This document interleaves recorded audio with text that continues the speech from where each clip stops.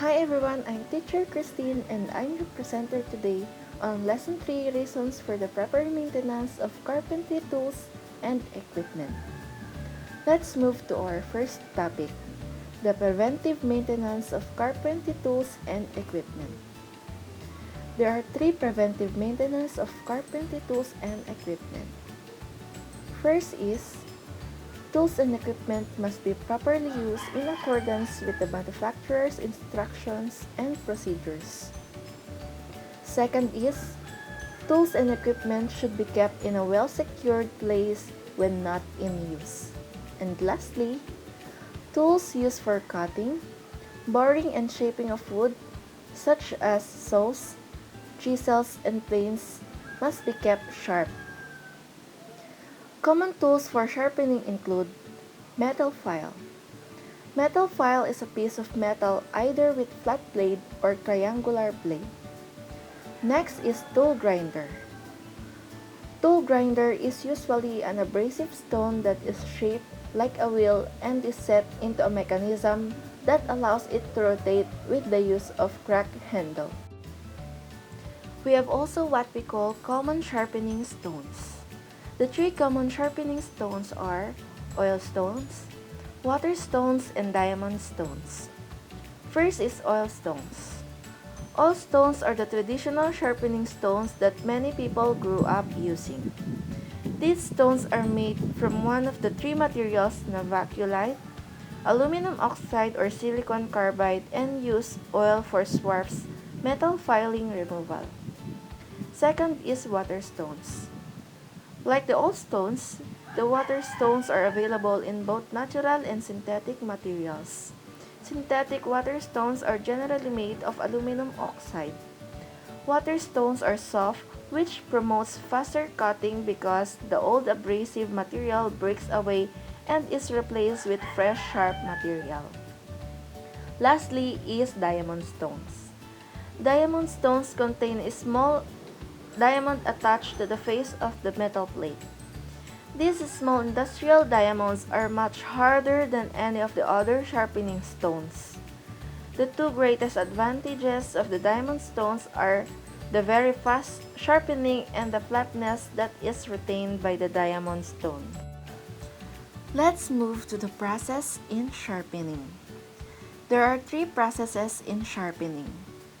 The first one is jointing. The process is called jointing if the teeth of the saw are not equal in length.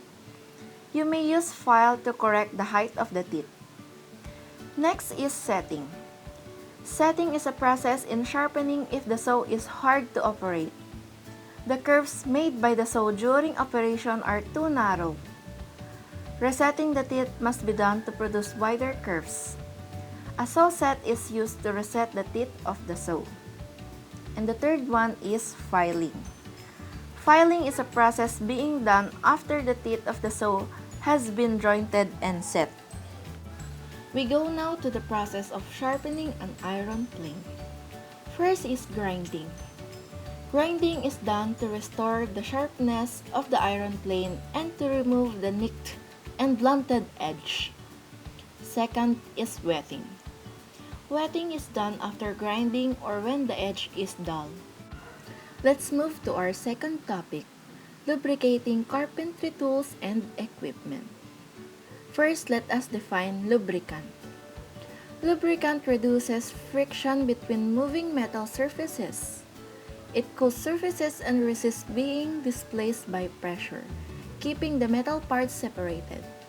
It also prevents corrosion, black contaminants, and can serve as coolant.